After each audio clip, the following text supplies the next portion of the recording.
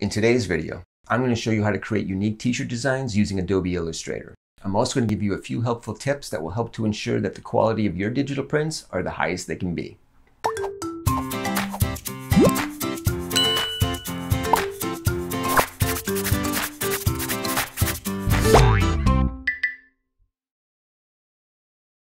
Hey guys, Craig here. Hope everybody's doing well. Now for those of you who are new to my channel, my name's Craig Babin and I'm on a mission to turn my part-time hobby into a full-time income. And I'm hoping to inspire as many of you as possible to do the exact same thing. So if you have a part-time hobby that you want to monetize, then hit that subscribe button because I'm going to be uploading some really useful stuff on this channel that you are not going to want to miss. That being said, let's get started. So in this video, I'm going to start off by showing you how to create unique t-shirt designs based on commonly used sayings. And then, about halfway through the video, I'll show you some techniques that'll help you get the best possible results for your designs in Adobe Illustrator. And if you stick around to the very end of the video, I'll give you some tips on how to and how not to go about creating t-shirt designs. So if you're ready to get started, let's get to it. Okay, so you have your hobby, and now you want to create a t-shirt with a saying on it that in some way pertains to your particular niche.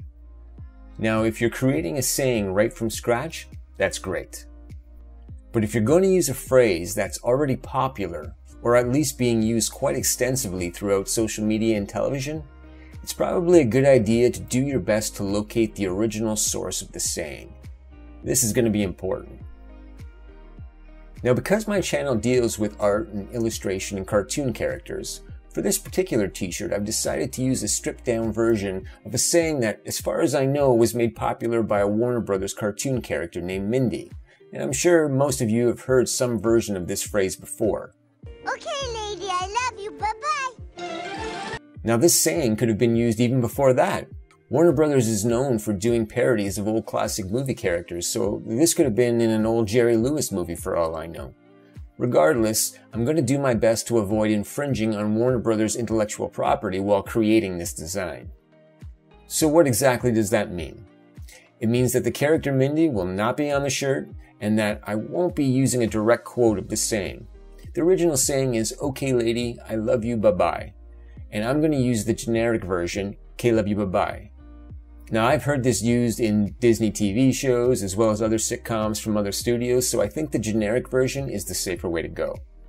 That being said, there are plenty of t-shirt creators that directly quote movies and seem to get away with it, but I wouldn't advise doing that. Let me give you an example. So take the phrase, "get to the chopper," the Arnold Schwarzenegger quote he made famous. You can see here on Amazon, lots of t-shirts with that phrase on it. Some of them have even gone as far as putting Arnold's face directly on the shirt. Now, I don't know if these people actually have licenses to do that. I'm guessing the majority of them don't. If I were you, I would do something more like this. Get to the chopper, change the meaning of it, still using the phrase, but instead just different type of chopper. That's the safer way to go.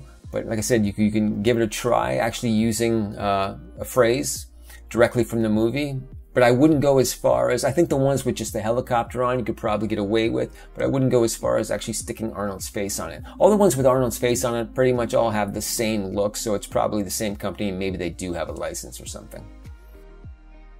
But regardless of whether you're using a safer version of a saying or not, you should always do due diligence and check to see if the saying is trademarked by going to the USPTO website and searching it. I'll put a link to this website in the description below. Now, when you're searching something, type in your phrase exactly the way you're going to use it. Okay, don't alter it in any way, just exactly word for word, letter for letter, the way you're going to use it. You can see here there's no record for this particular quote, but I'm also going to type in, just to be on the safe side, I'm going to type in the original quote with the full letters, words spelled properly, just to see if it's been trademarked. If it comes up clean, now go over to Amazon to see if anyone else is currently using the phrase. Although that would still be okay for you to use it if they were, you want to make sure that you're not infringing on their design of the graphic. It's not the saying that's copyrighted, it's the design itself. You can see here, there's nothing. There's nobody even using anything close to this. Now, when trying to come up with a design for this saying, I could envision it being on a little girl's t-shirt. So the first draft of it looked something like this. Now, it's not a bad design for a first draft, but what I didn't like was that it really limited my target audience to that of little girls, or at the very oldest, young women. I wanted something with a broader target market.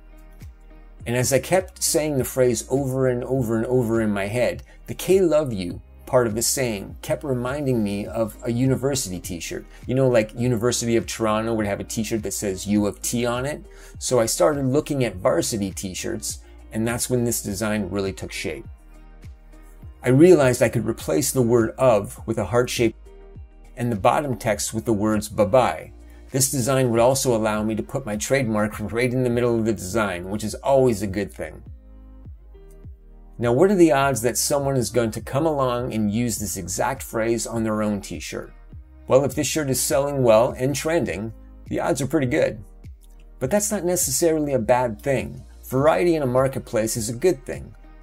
But if someone comes along and uses this phrase in a varsity theme with a heart icon and a split color design, well, then that's bordering on copyright infringement, depending on the exact design. Remember, the phrase isn't copyrighted, but the design is. Now, we all know that Amazon removes t-shirts and even closes accounts that infringe on other merchants' copyrights and trademarks. And the main reason they do this is to avoid the headaches and potential lawsuits. But they also do it to prevent their marketplace from becoming diluted. Variety is great for business, but repetition is bad. Can you imagine logging into Prime Video only to see this? You wouldn't be a customer for very long. Don't get me wrong, Home Alone is a great movie, but it's not the only movie I want to watch. Every time someone directly copies another merchant's design, they are essentially diluting Amazon's marketplace by offering more of the exact same thing.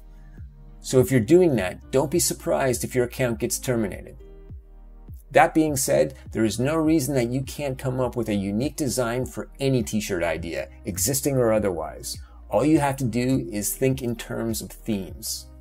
I could design this shirt in at least 20 different ways that would look absolutely nothing like this one, and all I would have to do is change the theme. I could design this in a Hawaiian theme, using tiki lettering and maybe have a little hula girl waving bye-bye.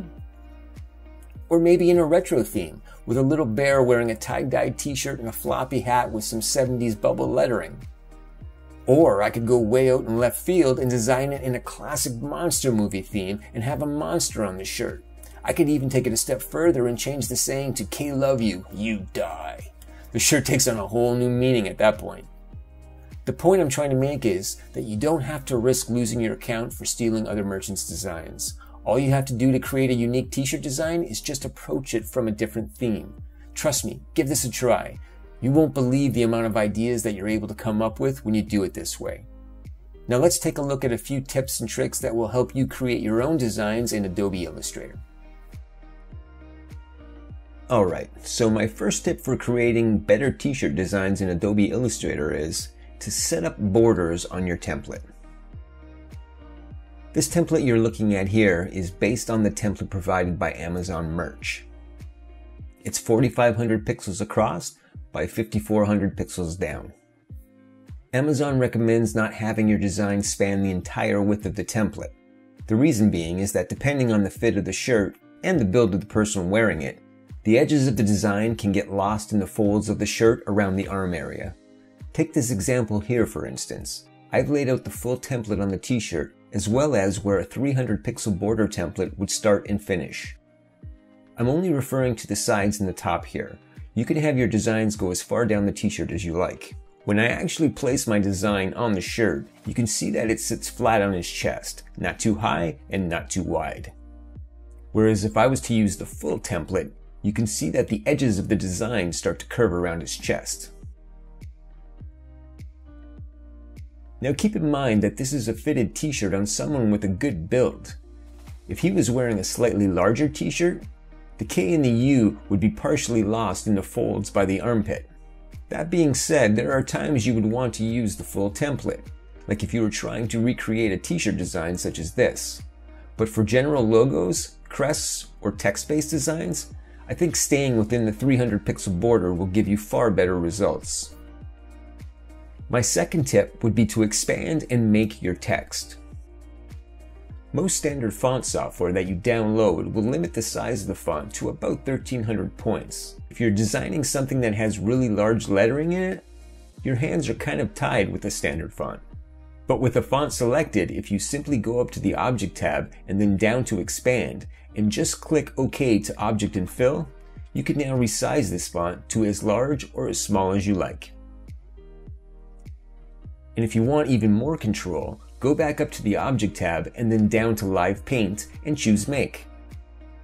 On font styles such as this one, the strokes and transparencies are preset. As you can see, the stroke directly around the letter is transparent. By making the font, you now have the ability to bucket fill any part of it to whatever color you want. That can come in really handy when working with fonts similar to this one. My third tip would be to use the Pathfinder tool to create unique shapes. As someone who draws, I normally use Adobe Illustrator as a drawing tool. So basically, I use the paintbrush as my drawing instrument. But when creating custom shapes, the pen tool is what Illustrator is best known for. And if you're anything like me, then you probably hate using the pen tool.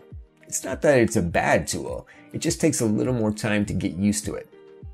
For that reason, I really like making use of the Pathfinder tool when creating custom shapes. Creating a custom shape like this one would take a little bit of finesse if you were using the pen tool to create it. But with the Pathfinder tool, you simply have to create a rectangle with rounded corners and an ellipse. Then using your selection tool, select both objects and click on the Pathfinder tool. If you don't see the Pathfinder icon in the right-hand menu, simply go up to the Window tab and open it from there.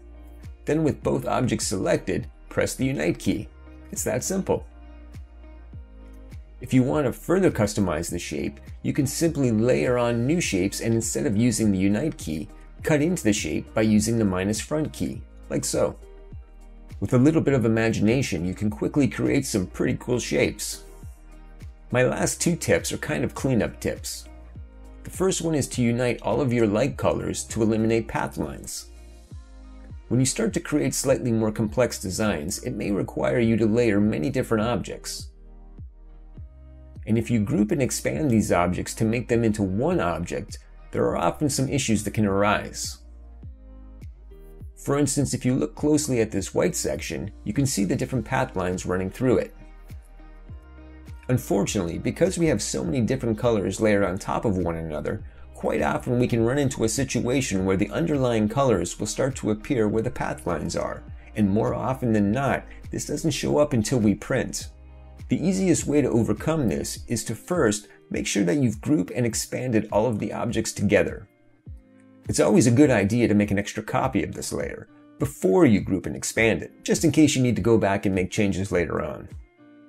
Then with the new object selected, go up to the Object tab and down to Live Paint and choose to make the object. Once that's complete, go back up to the Object tab, down to Live Paint one more time, and then choose Expand. Using your Direct Selection tool, that's the little white arrow, start by selecting somewhere that's white. Then simply go up to the Select tab, down to Same, and choose Fill Color.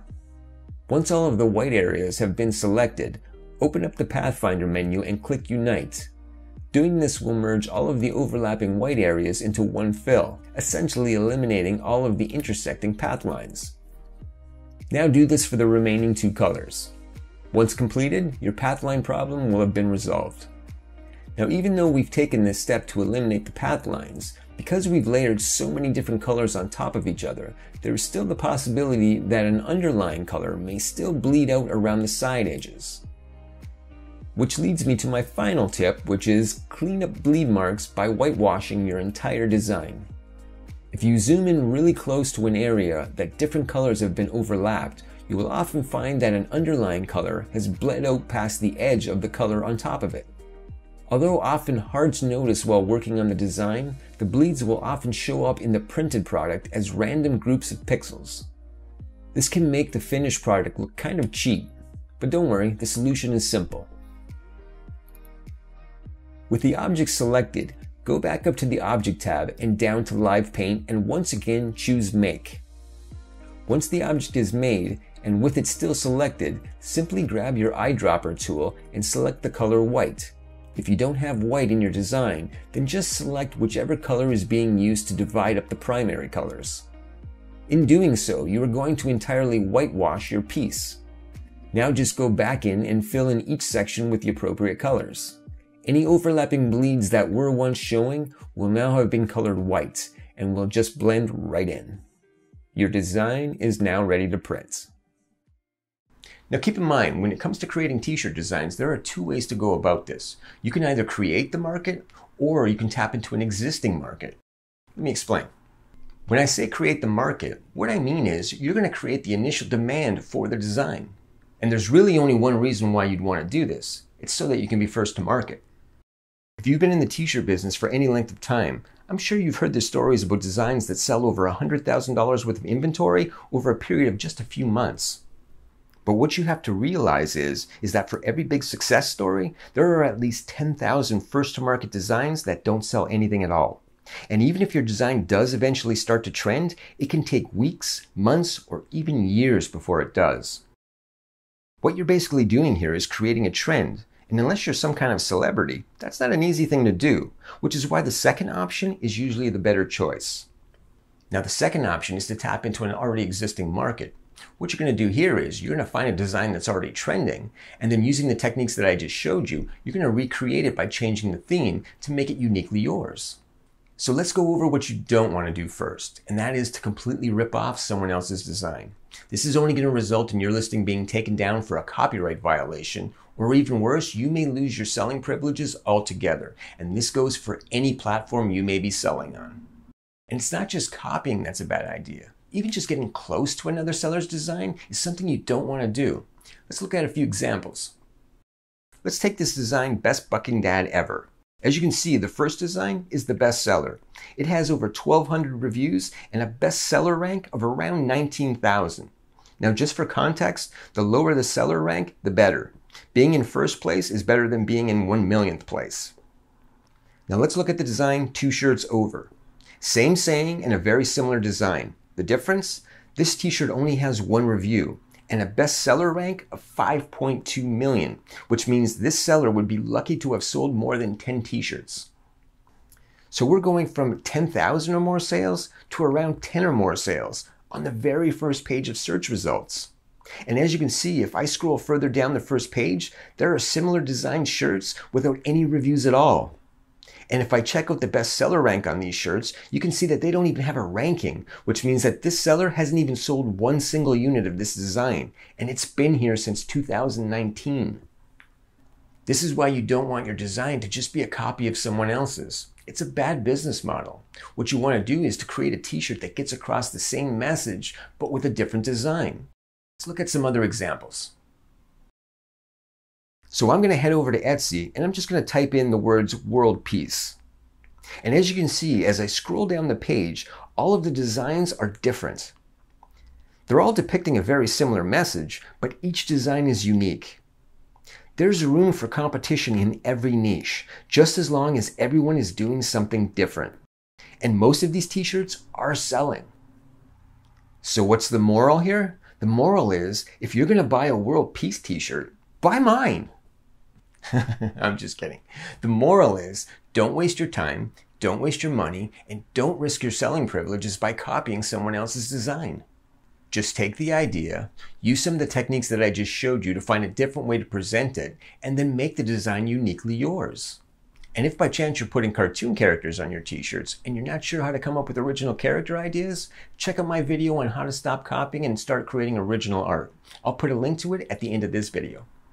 On a side note, if you want to pick up one of my K Love You Bye Bye t-shirts, sweatshirts, or hoodies, they're available in my Etsy store in multiple design colors, and you can find a link to my store in the description below. As always, I decide what type of video I'm going to create next based on which of my previous videos are being liked. So if you want to see more content like this, then give this video a thumbs up and let me know you like it. And my next video is going to be another addition to my art book review series. And I'm going to be reviewing the art book of someone who, in my opinion, is probably one of the greatest artists to have ever lived. So you are not going to want to miss that one. In the meantime, now that you have a better idea of how to create a t-shirt design, if you haven't watched my video yet on how to open an online store for free, you can watch that right now by clicking on it right here. Until next time, take care.